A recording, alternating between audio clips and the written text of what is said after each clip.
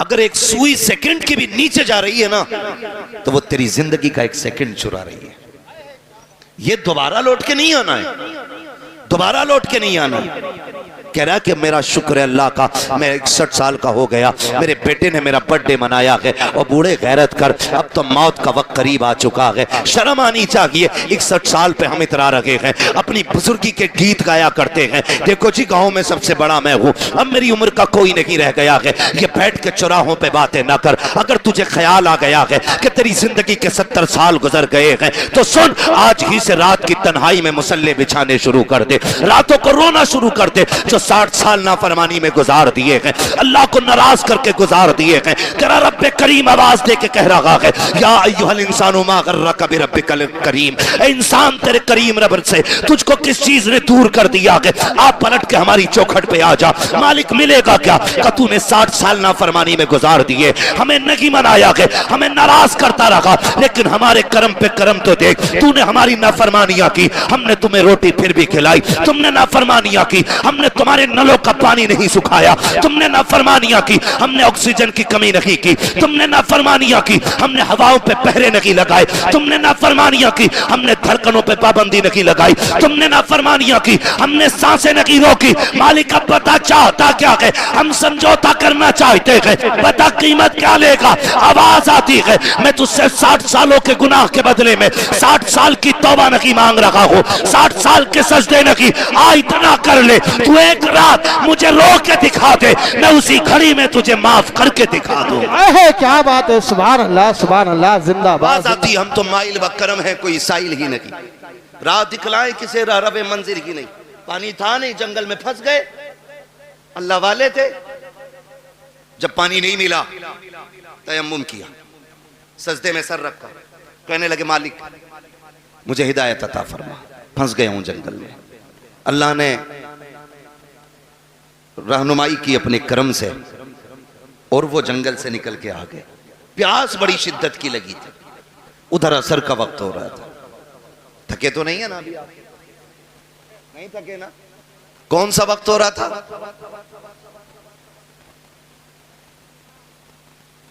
कौन सा वक्त हो रहा था? असर का वक्त हो रहा था।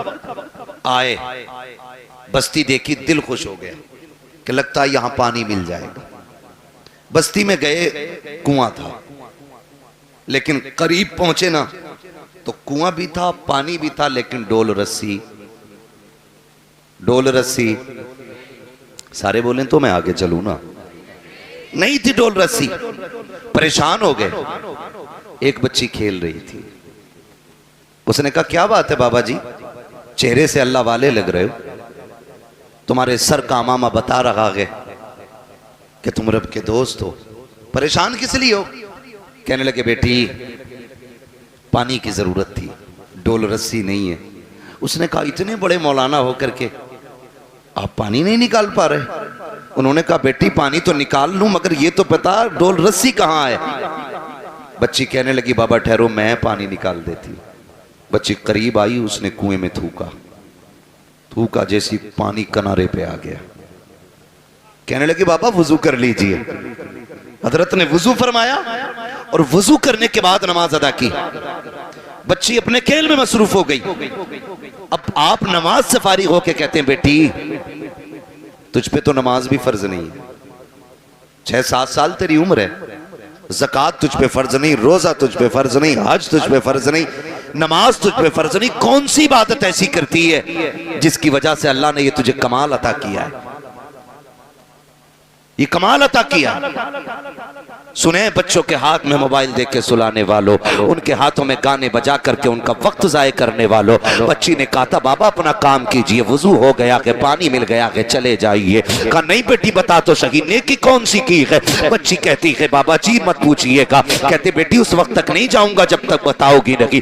बच्ची कहती है अगर पूछना ही चाहते हो तो सुनो बाबा, मैं कोई ऐसी नहीं हो, रात भर मेरी इबादत नहीं, सजदे नहीं है, कोई लंबे कयाम भी नहीं है। कहा बेटी फिर ये पानी तेरी फर्माबरदारी तरीके से करता है। बच्ची कहती है सुने बाबा, बात सिर्फ इतनी सी है कि जब रात को बिस्तर पर जाकर लेट जाती हो, मेरी माँ 1000 दानों की तस्वीर लाके मेरे हाथ में देती है और कहती उस वक्त तक नहीं सोना है जब तक 1000 बार हुजूर पे दरूद नहीं पढ़ लेना है। ये जितना भी कमाल है, ये मेरे सजदों का कमाल लगी, कयाम का कमाल लगी, ये सारा कमाल मदीने वाले पे दरूद पढ़ने की वजह से मिला है। कहा हजरत जी जो जबानें दरूद पढ़ने लग जाती है, कायनात उन जबानों की फरमाबरदारी करने लग जाया।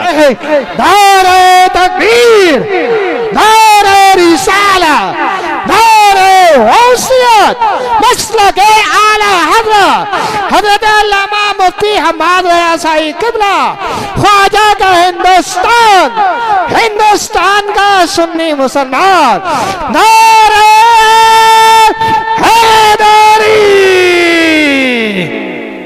तवज्जो है मेरी बहन, मेरी माँ, मेरी बेटी, इतनी सी गुजारिश है, बच्चों को बैठाया करो, हुजूर पे दुरूद पढ़वाया करो। हम अपनी नस्लों को कारी साहब अगर नहीं बताएंगे कि बचपन से लेके मरने तक सबसे कामयाब वजीफा जो है हुजूर पे दुरूद पढ़ना है, तो फिर 1000 तस्वीर लटका लो, क्या बनने वाला है? दुरूद ही नहीं आता हमारे बच्चों को, आदि बनाओ। गलती तो माँ बाप करते हैं ना, माँ बाप करते हैं। स्कूल जाते हैं बच्चे, नाश्ते में देर है, टिफिन बंधा नहीं है, बच्चा लंच लेके जाएगा, माँ कहती है बेटे ठहर जा, वो कहता जल्दी कर मुझे स्कूल जाना, तो माँ कहती तब तक गेम खेल, मैं तब तक नाश्ता बना देती। मेरी बहन उसी वक्त बच्चे के हाथ में 10 दानों वाली तस्वीर है कि सुन तू अपने हिस्से की पहले हुजूर पे 10 बार दुरूद पढ़ ले, मैं इतनी देर में नाश्ता बना दे रही हूं। आप जरा सोचें, रोज हमारा बच्चा 3 बार ही सही अगर हुजूर पे दुरूद पढ़ेगा तो किसी दिन तो हुजूर कहेंगे ना कि ये दुरूद पढ़ने वाला कौन है, किसका बेटा है। जिस दिन तेरा नाम हुजूर की बारगाह में ले दिया गया, समझ लेना दुनिया में आना भी कामयाब हो गया, दुनिया से जाना भी कामयाब हो जाए। बेशक, सुभान अल्लाह, सुभान। वरना लोग तो कहते हैं मौलाना देखो हमारे लल्ला को फर फर मोबाइल चलाता, फर फर, इसे कमाल समझ रहे हैं। इंसान को अल्लाह ने फितरतन ऐसा बनाया है, अगर इसे पैदा होने के बाद किसी ऐसी जगह बंद कर दिया जाए कि जहां किसी की आवाज ना जाती हो, 50 साल का भी हो जाएगा, इसे बोलना नहीं आएगा। और अगर ये जिस माहौल में रहेगा वैसे ही हो जाएगा। मुझे बताओ क्या अरबी लोग अपने बच्चों को पैदाइशी तौर पर ग्रामर पढ़ाते? नहीं ना। अरब में पैदा होने वाला बच्चा अरबी बोलता है, फारस में पैदा होने वाला फारसी बोलता है, अमेरिका में पैदा होने वाला अमेरिकन बोलता है, सब अपनी अपनी भाषाएं बोलते हैं। जिस माहौल में जन्म लेते माहौल में, उसी माहौल के हिसाब से गुफ्तगू किया करते हैं। अपने माहौल इतने अच्छे करा लो, इतने अच्छे माहौल बना लो ताकि हमारी नस्ल मुस्तफ़ा वाली हो जाए, हमारी जिंदगी हुजूर वाली हो जाए। मैं अक्सर कहा करता हूँ मेरे यार भरोसा मत करो, सांसों की डोरी टूट जाती है, छतें महफूज रहती हैं, हवेली टूट जाती है। इतनी कंजूसी दुरूद पढ़ने में हम कर लिया करते हैं कि हमें मौत नहीं आनी है, अल्लाह ने ये जिंदगी दी है, उसका बहुत बड़ा एहसान है। वरना उनसे पूछो जिनको चंद सांसों पे मौत दे दी जाती है, चंद महीने बाद मर जाया करते हैं, चंद सालों की जिंदगी गुजार के चले जाते हैं। अगर उसने इतनी बड़ी जिंदगी दी है तो खास करम किया है उसने, खास एहसान किया है उसने हमारे ऊपर। आज अजीजाने मिल्लत इस्लामिया, हम जिंदगी से कितनी उम्मीदें बांधे हुए रहते हैं, कितने मामलात हमारी जिंदगी के साथ रहते हैं। खुदा की कसम खा के कहते हैं एक लम्हे का भरोसा नहीं है, कब किसको कहां मौत आ जाए कोई नहीं बता सकता है। सब लंबी लंबी उम्मीदें बांध के जिंदगी गुजार रहे हैं। पूछा गया था बताओ जिंदगी कितनी बड़ी है, किसी ने कहा था कि जिंदगी इतनी बड़ी है, पता नहीं मगरिब पढ़ेंगे कि नहीं। फिर कहा कि अभी लंबी उम्मीद है, कहा मगरिब पढ़ी है, पता नहीं इशा पढ़ेंगे कि नहीं। कहा अभी लंबी उम्मीद है। फिर किसी से पूछा तुम बताओ, तो किसी ने कहा कि मैंने दाहिनी जानिब सलाम फेरा है, उम्मीद रखी है बाईं जानिब भी सलाम फेर सकूं। अल्लाह अकबर। फिर कहने वाले ने कहा था यह भी बड़ी उम्मीद है। हकीकत यह है कि जो सांस अंदर गई है पता नहीं बाहर आएगी कि नहीं। क्या बात है, इतनी हकीकत इंसान की है, जो सांस अंदर गई है वो बाहर आएगी कि नहीं। आज ना कारी नासिर साहब, इनकी दावत मोहब्बत पे हाजिरी हुई, मुझे बताया, और ये हकीकत भी है, कोई ना भी बताए तो इसी बात का सच्चाई से लेना देना है। कम माँ बाप औलाद को भूल नहीं पा रहे। मैंने कहा ये माँ बाप होते 10 दिन नहीं, 10 साल नहीं, अगर ये 10 दहाई भी जी जाए ना, और बेटा अगर चला गया हो तो फिर औलाद को भूला नहीं जाता। माँ बाप औलाद को भूल नहीं पाते। ये बूढ़े हो जाएं, बाल सफेद हो जाएं, लेकिन कल जब भी ये किसी के बेटे की बात करेंगे, अपने बेटे का ख्याल जरूर आना है, अपने बेटे का ख्याल जरूर आना है। तुमने बहुत सुना होगा, बहुत सुना होगा, और हमने भी सुना है कि जब बाप जवान बेटे का जनाजा उठाता है तो कमर झुक जाती है, कमर झुक जाती है, क्योंकि बाप का बेटे से रिश्ता ही इतना गहरा होता है। और सैयदी सरकार आला हजरत इमाम इश्क मोहब्बत इमाम अहमद रजा खान फाजिल बरेलवी अलैहि रहमत व रिजवान अल मलफूज शरीफ में ना एक वाक़या तहरीर फरमाते लोग तिजारत के लिए निकले, उसी काफिले के अंदर बाप बेटे भी जा रहे थे। कौन जा रहे थे? पैसे देख रहे हो तो उठा के ले जाओ भाई, कतई मुझे मत दो, जो देख रहे हैं उन्हें दे दो ताकि ये तकरीर सुन लें। मैं कुछ समझाना चाह रहा हूं, तवज्जो है ना? पैसे चाहिए कि तकरीर सुननी? हाँ, तो घूर घूर के ऐसे मत देखो कि ये मौलवी पे चला गया, ये उधर भी जा सकता उड़ के। तवज्जो है सारे लोगों? बाप बेटे काफिले में सफर कर रहे हैं साथ में। आला हज़रत इस वाक़े को तहरीर फरमाते हैं। उसी सफर के अंदर बाप की तबीयत खराब हो गई। बाप की तबीयत खराब हुई, हद से ज्यादा तबीयत बिगड़ी और बाप का इंतकाल हो गया। वो दौर ऐसा नहीं था कि वापस लेके आते फिर दफन करते, सुभान अल्लाह, सुभान अल्लाह। क्योंकि सफर सवारियों से होता था, ऊंटों से, घोड़ों से, खिच्चर से, गधे से, ये सारी चीजें सवारी में इस्तेमाल की जाती थी। अगर वापस लाते तो लाश खराब हो जाती। जहां इंतकाल होता लोग वहीं दफन कर देते थे। इसने भी अपने बाप को वहीं पे दफन किया और आगे सफर शुरू कर दिया। सफर करके आगे चला गया। जब कुछ दिन के बाद ये तिजारत से वापस पलटा, फिर उसी रास्ते से आ रहा था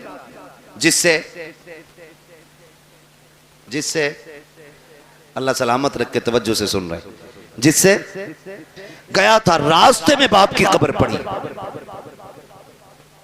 दिल ने कहा फातिहा पढ़ ले, अकल ने कहा शाम हो रही है, जंगल है, जानवर हैं, अगर फातिहा के लिए रुक गए तो कोई भी जानवर फाड़ देगा।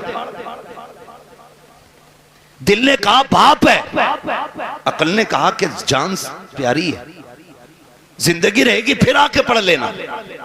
उधर काफिला भी जा रहा है। फिर दिल ने कहा यार ये वो है जिसके जरिए दुनिया में आए थे, ये वो है जिसने सीने से लगा के पाला था, ये वो है जिसने उंगली पकड़ के चलना सिखाया था। ये दिल बोल रहा है, लेकिन अक्ल कह रही है नादानी है जान को खतरे में डालना। चल फिर कभी वक्त मिलेगा, वक्त से आएंगे, फुर्सत से आएंगे, आकर के यहाँ पे फातिहा पढ़ लेंगे। ये सोच के जैसी चंद कदम आगे बढ़े हैं, इमाम इश्क मोहब्बत फरमाते हैं अचानक पीछे से बड़ी अजीब आवाज आई। ऐसी आवाज थी जिसने इसके दिल को धड़का के रख दिया था। एक एक बाल इसके बदन का कांपने लग गया था। इसने पीछे मुड़ के देखा, कोई नहीं था, लेकिन आवाज आ रही थी। वो आवाज कैसी थी? अल्लाहु अकबर। इमाम इश्क मोहब्बत फरमाते हैं वो आवाज किसी और की नहीं बल्कि कब्र से उसके बाप की आवाज आ रही थी। उसने कहा था लख्ते जिगर नूरे नजर, अरे सुन तो सकी, तू अपने बाप की कब्र से पलट के जा रहा है। तू इसलिए जा रहा है कि तेरी जान तुझे प्यारी है, इसलिए लौट के जा रहा है कि तुझे अपनी जान का खतरा है। कब्र से बाप कह रहा था, ओ मेरे नूरे नजर कान खोल के सुन ले, अगर मेरी जगह तू लेटा हुआ होता और तेरी जगह मैं खड़ा होता और तेरे मेरे बीच में सिर्फ जानवरों के आने का ख्याल नहीं, मौत का खतरा नहीं, अगर कोई आग का बिस्तर बिछा देता तो बाप कहता है, ए मेरे बेटे, अगर कब्र पे आने के लिए आग पे चलना पड़ता तो मैं चल के आ जाता, लेकिन तुझे छोड़ के ना जाता। ये मेरा तुझसे प्यार है, आज जो तू छोड़ के जा रखा है ये तेरा मुझसे प्यार है। खुदा की कसम, औलाद की सारी मोहब्बतें एक पल्ले में रखो, फिर भी बाप की एक नजर की बराबरी नहीं की जा सकती। है क्या बात है। नारे तकबीर, नारे रिसालत, नारे होशियत, अज़मते वालिदैन। तवज्जो है, ये औलाद का प्यार है माँ बाप के सीने में। मैं नौजवानों से भी एक बात कहूं, क्या हमारे सीने में वही दर्द है? मानते हम उतना ही। मेरे भाई, पूरी दुनिया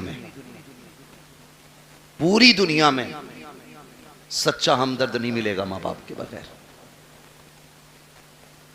आपके कितने भी यार हों, कितने भी दोस्त हों, लेकिन कोई यार बाप की जगह नहीं ले सकता, कोई दोस्त बाप की जगह नहीं ले सकता। इसलिए कि हम भी जानते हैं, तुम भी जानते हो, अब इस दौर में कोई घास खा के नहीं जीता है। सबकी खुराकें अच्छी हैं, ग़िज़ाएं अच्छी हैं, सबको पता है। कोई भी दोस्त होना ज्यादातर सुख के साथी होते हैं और दुख के साथी माँ बाप होते हैं। दुख के साथी माँ बाप होते हैं। वो एक साहब ने बताया कि बड़ा अमीर बंदा था, पैसे वाला, करोड़पति, उसके सैकड़ों दोस्त थे। जब कोई दिन ऐसा नहीं होता था जिस दिन 10-20 दोस्तों के साथ वो खाना नहीं खाता था, और खुद चल के दोस्त आया करते थे।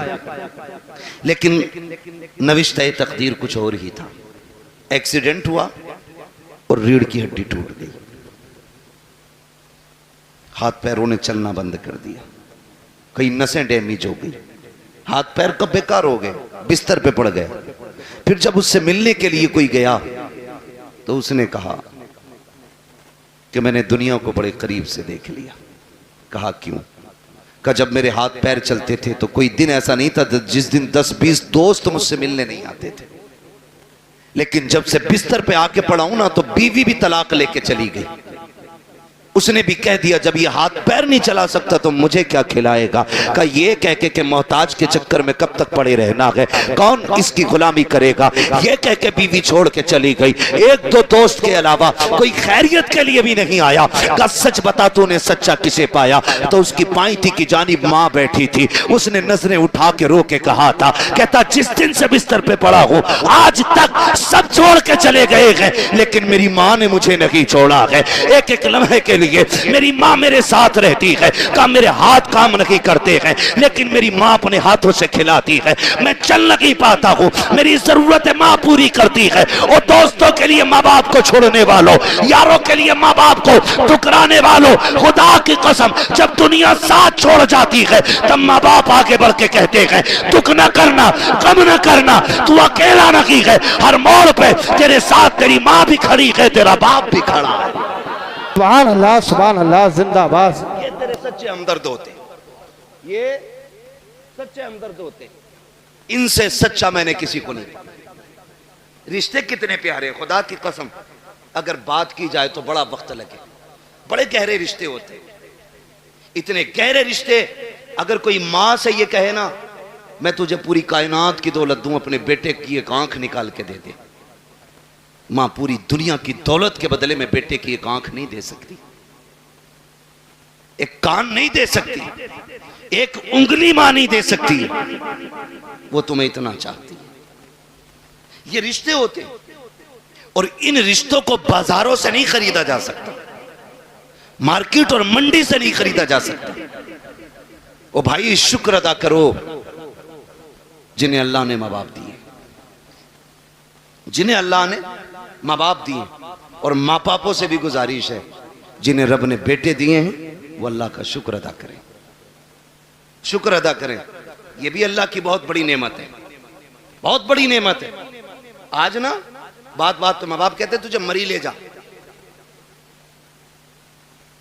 जरा सा गुस्सा आया अम्मा कहती तुझे हैजा ले जा। माँ बाप से हाथ जोड़ के गुजारिश कर रहा हूं, खुदारा औलाद के बारे में माँ बाप ये जुमले ना निकालें, इसलिए कि माँ बाप की जबान से निकली हुई बात पत्थर की लकीर होती है। और ये रब की नाशुक्री भी एक तरह से, औलाद की कदर ना करना ये भी रब की नाशुक्री है।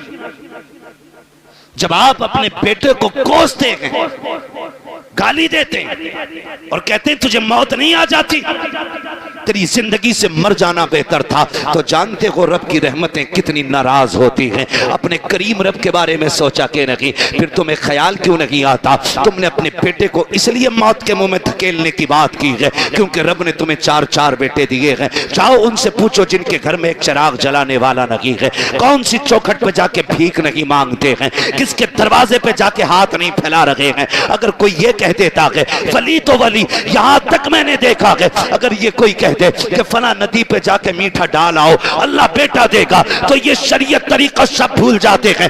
एक बेटे के चक्कर में इतने अंधे हो जाते हैं, ये पीड़ों पे पैरों पे चढ़ावा करते हैं, नदियों पे जाकर के चढ़ावे चढ़ाते हैं ताकि अल्लाह बेटा दे दे। ओ भाई तुझे क्या पता बेटे कितने अहम होते हैं, तू क्या जाने जिंदगी में बेटों का कितना बड़ा किरदार होता है। इनकी कदर किया करो, इनकी अहमियत की हामिल रहो, इनकी अहमियत को समझो, बात बात पे बददुआ न देना। तेरी जबान अगर रब को बुरी लग गई उस वक्त तुझे तोड़ा जाएगा जब तुझे कोई सीधा करने वाला नहीं मिलेगा। आओ तुम्हें कहानी पर आता चलूं, एक बात तुम्हें समझाता चलूं। एक माँ को रब ने एक बेटा अता किया, उसी बीच उसके शौहर का इंतकाल हुआ, आंगन में सिर्फ एक ही बेटा था, शौहर का इंतकाल हो गया, माँ उसी बेटे को पालती रही, उसी के सहारे जिंदगी गुजारती रही। ख्याल ये आता था ये मेरा इकलौता चांद है, इसी के साथ जिंदगी गुजर जाएगी, इसके सहारे जिंदगी गुजर जाएगी। आओ मैं बेटों से भी ये बात कह के चला जाऊं, कितनी बेवा माएं ऐसी होती हैं जो बेटों के सहारे जिंदगी की जवानी काट दिया करती हैं लेकिन दूसरा निकाह नहीं करती हैं ताकि अपने बेटे को सुख की जिंदगी दे सकें। लेकिन कल जब यही बेटा जवान हो जाता है उन बूढ़े माँ बाप की कुर्बानियों को ठुकरा दिया करता है और उस माँ से कहता बता तूने मेरे लिए क्या क्या है। और जालिम तू अपनी बीवी को माँ के लिए 8 दिन नहीं छोड़ सकता है, इसने जिंदगी भर की जवानी तेरे लिए कुर्बान कर दी है और तू पूछ रहा है तूने मेरे लिए किया क्या है। मुझे तो उस दिन रोना आया था जिस दिन एक बेटा माँ से कहता है माँ मैं तुझे हज कराने लेके जा रहा हूँ और दिल्ली जाकर के हज हाउस में उसको छोड़ करके चुपके से निकल जाता है। माँ बेटे को तलाश करती रह जाती है, कई दिन हो गए रोते रोते बेटा नहीं आया। जब आए मीडिया वाले पूछा बता माँ तू क्यों रो रही है, उसने जब हाले दिल बयान किया था, कान खोल करके मेरी बात सुनना प्यारे, उसने कहा था मेरा बेटा मुझे हज का झांसा लेकर के लाया और कहा मैं तुझे मदीने लेके जा रहा हूँ। कहा मैं बूढ़ी एक देहाती औरत, सीधी सच्ची औरत, मुझे क्या पता सफर कैसे किया जाता है। वो कहती है कि मैं बेटे के साथ आ गई, एक रात रुका मेरे साथ और मुझे छोड़ के चला गया है। फिर जब उसने रो के कहा था कि जानते हो मैंने इस बेटे को कैसे पाला है, कहा जब बाप इसे बचपन में छोड़ के चला गया मैं इसका माथा चूम चूम के जिंदगी गुजारती रही, मैंने दूसरा निकाह नहीं किया था, सैकड़ों पैगाम निकाह के आए थे लेकिन मैंने बेटे के लिए निकाह नहीं किया था, पूरी जिंदगी इस बेटे के लिए कुर्बान कर दी, आज ये मुझे धोखा दे करके चला गया है। मैं पूछना चाहता हूँ खुदारा इन माँ बाप के साथ इंसाफ किया करो जो तुम्हें सीने से लगा के पालते हैं। अगर यही माँ तुम्हें उठा करके घूरे पे फेंक देती, कोई तुम्हें सीने से लगाने वाला नहीं होता। अगर इसी ने बचपन में तुम्हारा गला दबा दिया होता, तुम्हारे पास चंद सांसें ना होती, अगर इसने तुम्हारी गंदगी से नफरत करके तुम्हें ठुकरा दिया होता तो तुम्हें माँ की ममता का पता नहीं चलता। अगर इसने तुमसे गुस्सा हो करके मुंह मोड़ लिया होता, कोई तुम्हें मुंह के लुक में खिलाने वाला नहीं मिलता।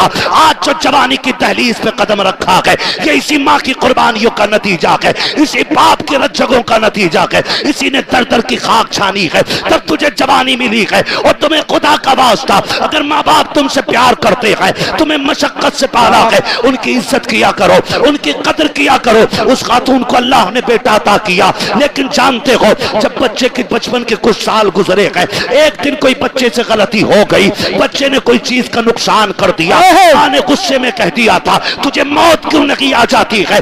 माँ ने आज कहा है लेकिन रब ने अपनी तकदीर के कलम से लिख दिया था, जैसी उसने कहा है तुझे मौत क्यों नहीं आती है, ये तो कह के भूल जाती है। बच्चे की परवरिश की जवान हो गया, अच्छी तालीम हासिल की डिग्री होल्डर हुआ, अच्छी सर्विस लग जाती है, जब सर्विस लगी है अच्छा रिश्ता हो जा रहा है, जब अच्छा रिश्ता हुआ है, शादी के चंद साल रह गए, चंद दिन रह जाते हैं शादी के, पूरी तैयारियां हो जाती हैं, घर में खुशियों का माहौल है। माँ तो अपने बेटे को बद्दुआ दे के भूल चुकी थी, उसने तो बचपन में कहा था तुझे मौत क्यों नहीं आ जाती है। चंद दिन शादी के रह गए हैं, अचानक बेटा घर से चला, पैर फिसला गिरा और वहीं पे दम निकल जाता है। अम्मा सर पटक के रो रही है, हाय ये क्या हो गया है, मेरे लाल ने जिंदगी की बहारें भी नहीं देखी थी, इसके सेहरे के ख्वाब सजाए थे हमने, अफसोस हम बेटे का सेहरा ना देख सके। रोते रोते सोई है, ख्वाब में किसी ने आके कहा था आज आंसू बहाने से कोई नतीजा नहीं है, याद नहीं है तुझको वो जुमले जो तूने बचपन में बेटे से कहा था कि तुझे मौत क्यों नहीं आ जाती, वो जुमले रब को नागवार गुजरे थे। आज इसे मौत दे करके अपनी नेमत का एहसास दिलाया है, देख मैंने तुझे बेटा दे के क्या दिया था, अब पता इसके बाद क्या रखेगा। इसलिए माँ बाप से कहना चाहता हूँ अगर बेटे गलती भी किया करें उन्हें मौत की बद्दुआ ना दिया करो, उनके लिए मुसीबतें ना मांगा करो, अगर मार सकते हो थप्पड़ मार लो, जूतों से मारो, लाठी से मारो, लेकिन जबान से बद्दुआ ना देना। खुदा की कसम तेरी जबान से निकला हुआ एक जुमला तेरे बेटे की तकदीर बन जाएगा, कहीं तेरी जबान का जुमला तेरे बेटे की मौत का सबब न बन जाए। अगर दे सकते हो तो दुआएं दो, खुदा की कसम तेरी दुआ तेरे बेटे को रिस्क वाला भी बना सकती है, नेकी वाला भी बना सकती है। अगर तेरी दुआ लग गई तो तेरे बेटे को तेरी दुआ अल्लाह वाला भी बना सकती है। क्या बात, नारे तकबीर, नारे रिसालत, नारे हुस्सियत, मसलके आला हज़रत, अज़मते वालिदैन, नारे हैदरी।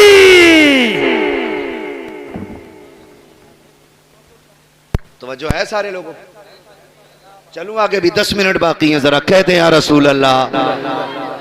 अल्लाह सारे लोगों को सलामत रखे। मैं कह रहा हूं आप बैठ के सुभान अल्लाह जोर से नहीं बोल पा रहे, देखो तो सही खड़े भी हैं बेचारे जिनको जगह नहीं मिली है, तो कम से कम तुम बैठे हो तो कम से कम बैठने पे रब का शुक्र अदा कर लो, और अगर थक गए तो जगह छोड़ दो ताकि अच्छे लोग आके बैठ जाए।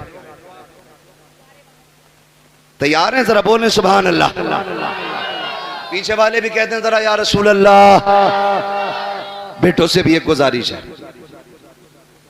तुम जो रोड पे चलते हो ना, रोड पे थोड़ा मीटर भी देखा करो गाड़ी का। हाँ बैठ जा मोटरसाइकिल पे, फिर देख थोड़ी रहा। और ईद के दिन तो कुछ भी नहीं देखता, शर्ट खोलेगा सारे बटन के, वो बटन के शर्ट के सारे बटन खोलेगा और यूं एक्सीलेटर लेगा, टंकी फुल है, अब्बा ने 200 दिए थे, 300 अम्मी ने दिए थे, 500 रुपए में टंकी भर गई, फिर दाएं बाएं नहीं देख रहा। तुम जानते हो तुम्हारी एक छोटी सी गलती तुम्हारे माँ बाप को जिंदगी भर रुला सकती है। कह रहे आप मेरे आगे पीछे कोई रोने वाला ना, क्यों? माँ बाप भूल गया तू? रोने वाले कब होंगे? जब बीवी बच्चे होंगे। अच्छा वही तेरी हमदर्द है? अरे बताओ यार, मैं बीवियों के खिलाफ भड़का नहीं रहा हूं आपको, लेकिन समझा रहा हूं, मैं समझा रहा हूं आपको। आप कह रहे हो नहीं नहीं कोई रोने वाला नहीं है। सुन मेरे भाई, सारी खेती से ताल्लुक रखते हैं ना, अक्सर लोग किसान ही होंगे, क्योंकि हम सब जमीन से ताल्लुक रखने वाले लोग हैं। गेहूं की फसल कितने दिन में आ जाती है?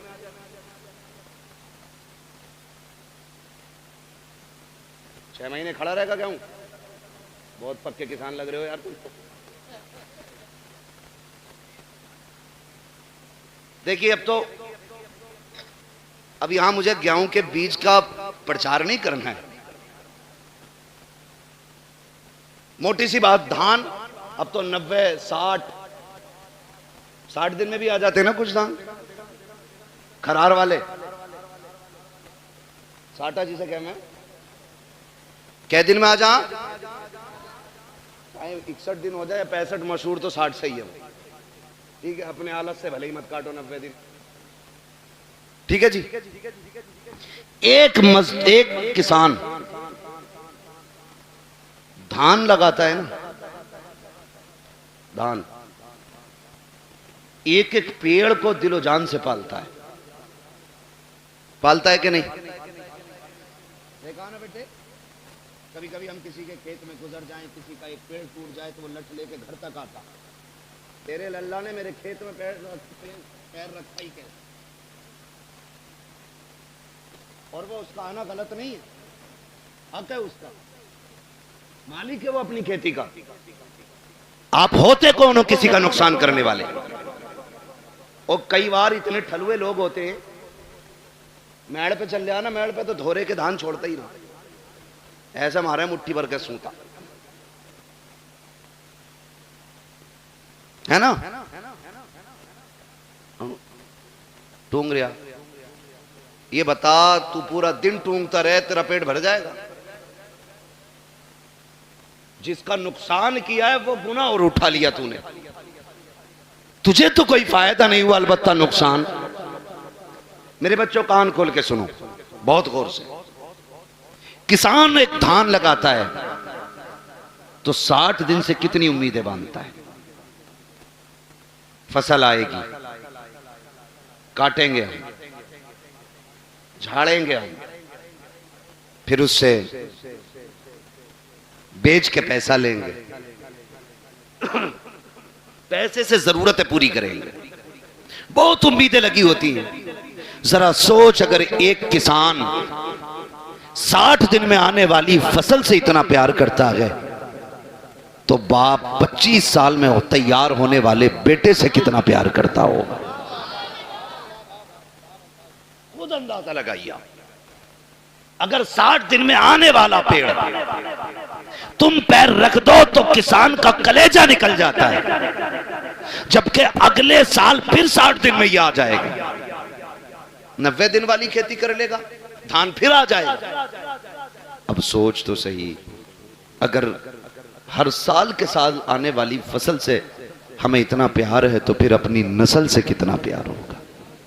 तुम जो गाड़ी पे बैठ के एक्सीलेटर लेके कहते हो क्या फर्क पड़ता है, टांग टूटेगी तो मेरी टूटेगी, भेजा निकलेगा तो मेरा निकलेगा। नादान तू नहीं जानता है, अगर टांग टूटी तू तो लेटा रहेगा बेड पे। माँ से पूछ वो कितनी रातें जाग के गुजारेगी, बाप से पूछ कितने चक्कर हॉस्पिटल के लगाएगा तेरी पट्टी मरहम पट्टी के लिए। जाओ आज भी हॉस्पिटल में जाकर के देख लो कितने ऐसे ब्रेन उनके फेल हो गए हैं, एक्सीडेंट के बाद के माँ बाप पे बोझ बन गई है औलाद। मैं आपसे कहना चाहता हूं खुदारा, रोड पे निकला करो तो जिंदगी की हिफाजत के साथ निकला करो, एहतियात के साथ चला करो। ये मत सोचा करो कि मेरी टूटेगी मेरी फूटेगी, नहीं नादान, तेरी टूटेगी, तुझे एक बार दर्द होगा, लेकिन जब तक तू तड़पता रहेगा उससे ज्यादा तेरे माँ बाप को तकलीफ होती रहेगी। तुम रोड पे चल करके कहते हो क्या है, मैं जिंदगी का मालिक हूं, तू कुछ भी नहीं है।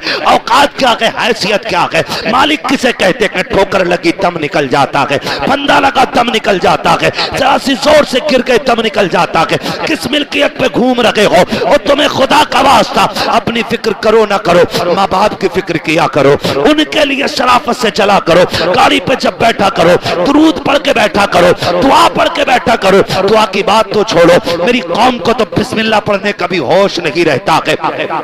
कान में डीजे वाली लीड लगाई है, आंखें बंद करके गाड़ी खींच रहा है, न हॉर्न का पता चल रहा है, न दाएं बाएं इंडिकेटर का पता है, फिर एक्सीडेंट हो जाता है। कहते हैं गाड़ी वाले की खता थी। और तुझे खैरत क्यों नहीं आती है? कानों में लीडे लगा के चलने वालों, तुम्हें महबूब अलैहिस्सलाम ने कितना प्यारा तोहफा दिया था। जब गाड़ी पे बैठा करो तो सफर की दुआ पढ़ के बैठ जाया करो।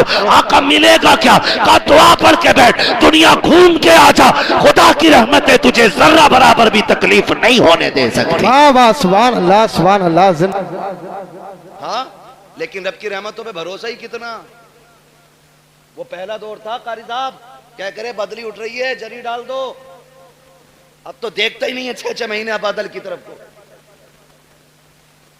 हाँ, ट्यूबवेल है, मोटर है, समर है, ना हो बारिश 10 साल तक, लेकिन याद रखिएगा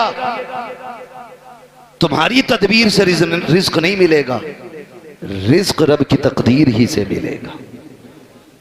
तुम जितने जतन कर लो, कोशिश करें अल्लाह की रहमत पे भरोसा करने के आदी बने। घर से निकला करो, दुआ पढ़ के निकला करो, अल्लाह खैरियत से तुम्हें लाए, खैरियत से लाए। वरना मैंने देखा 6 लोग गाड़ी में बैठे और किसी को फिक्र नहीं, अरे 6 है यार देख लेंगे सबको, मौज मस्ती करते चलने 5 मिनट नहीं लगते गाड़ी के टुकड़े हुए मिलते हैं, लोगों की लाशें बिछी हुई मिलती हैं। क्या हो गया? ये तो 6 लोग निकले थे। मशीयत का नकीब कहता है तुम्हारी 6 की ताकत मेरी तदबीर के आगे कोई काम नहीं कर सकती है। अगर मैं चाहूँ एक लम्हे में मौत के बिस्तर पर लटा सकता हूँ। तुम्हें अपनी ताकत पे भरोसा नहीं करना है, अपनी तदबीर पे भरोसा नहीं करना है, रब की रहमत पे भरोसा करके निकला करो, अपने रब से दुआएं मांग के निकला करो, माँ बाप को धमकी न दिया करो। बात बात में नौजवान कह देता अभी जाके मर जाऊंगा डैर में, अभी लाइट का तार पकड़ लूंगा, अभी छत पे से कूद जाऊंगा। गैरत कर किससे बात कर रहा है? तुझे पता है कि जब तू ये जुमले बोलता है माँ बाप पे क्या गुजरा करती है? तुझे पता है जब तू धमकियां देता है तब माँ पे क्या गुजरा करती है? खुदा की कसम उन्हें दुख न दिया करो, तकलीफ न दिया करो। रब ने सांसें दी है, इनकी कदर कर लो। आखिरी सांस पे भीख मांगोगे, एक सांस नहीं दी जाएगी। जब सांसें अटकना शुरू हो जाएंगी सारी दौलत दे देना, एक दिन की मोहलत नहीं मिलेगी। आज अल्लाह ने जिंदगी दी है, इसकी कदर कर लो। एक एक सांस में कोशिश करो काबे वाला भी राजी हो जाए हमसे, मदीने वाला भी राजी हो। बेशक सुभान अल्लाह जिंदाबाद जिंदाबाद। वो नहीं बाबा रहने, मेरी बात सुन ले, मैं माने जरा कारी साहब बस मैं उसको रहने फरमाइश ना करो। देखो समझो नासिर, मैं आज के बाद तारीख नहीं दूंगा, मैं लिख दे रहा हूँ, ठीक है? मैं माइक पे कह रहा हूँ, आज के बाद नहीं होगा। तवज्जो है सारे लोगों को? मैं आपसे एक बात कहूँ, मेरी बात बहुत गौर से सुनिए, बहुत गौर से मेरी बात सुनिए। आपकी मर्जी है, आप जितने चाहें जतन कर लें, लेकिन अपने रब के मुकाबले में हमारी और आपकी औकात नहीं है खड़े हो सके।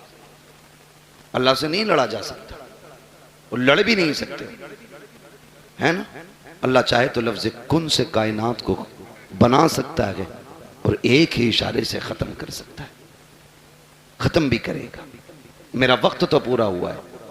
कारी नासिर कह रहे फरमाइश है, फरमाइश है।